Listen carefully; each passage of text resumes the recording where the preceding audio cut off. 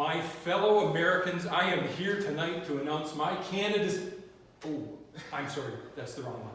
I'm just going to put that over there for now. All right. If Lester Holt asks about that, say nothing. All right, this is better. My name is Bob Maline. I'm going to use tonight to speak a little bit about myself. I'm going to tell you a little bit about my interests, my activities, recent life history things, and you can almost think of it as a preview of some of the speeches that I'll do in the future. I enjoyed Vina's speech very much, and much like Vina, nothing up my butt for tonight's speech. So I have the privilege of being married to a wonderful woman, Heather, for 28 years. We have 3 children, 2 girls and 1 boy. They are all out of the house, successfully employed. That's a win right there. My children, 2 engineers and 1 social worker, and I'm very proud of them all.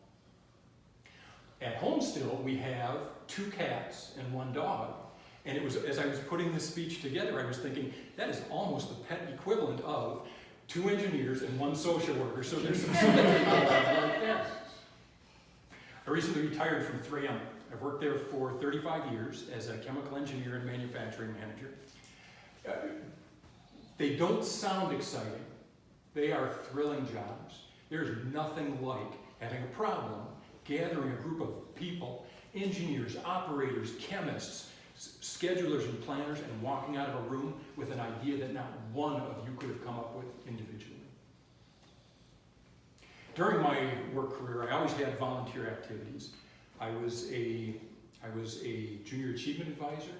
I was a adult literacy coach, political volunteer. I was a rec league, softball and soccer coach.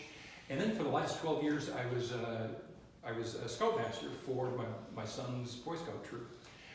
When I retired from being a scoutmaster about 4 years ago, and I didn't have the energy, not the time, but the energy to throw myself into something, I knew that retirement was not too far over the horizon then.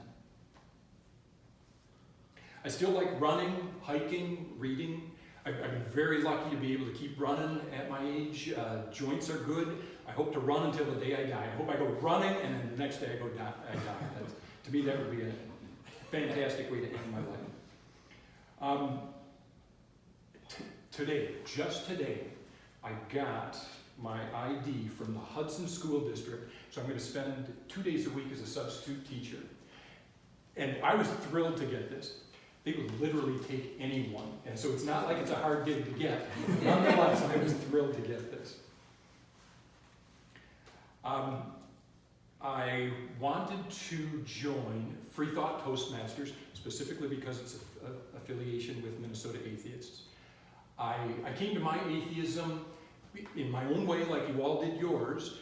Some people have difficult church experiences. I didn't have that. Our family's relationship with church was very casual. Some people have even more difficult family issues to overcome. I didn't have that. Very supportive family, casual in this area. I came kind of from an engineering scientific standpoint.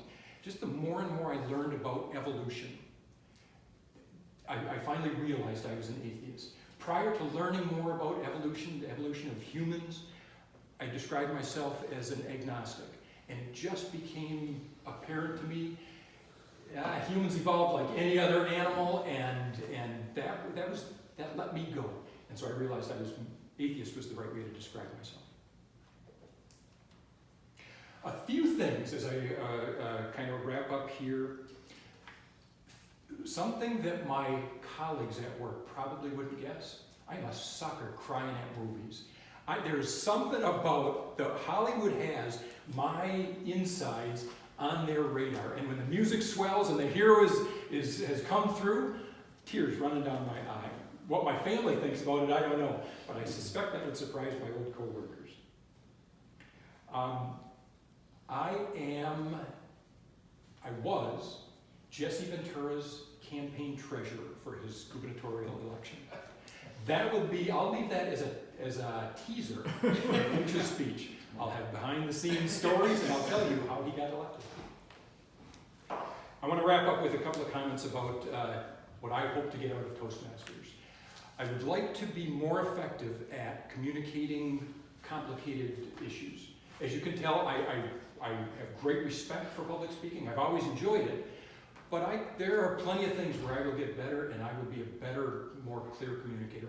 And I'd like to make it more enjoyable for the communication partners. I just know that there's a lot of room for improvement there.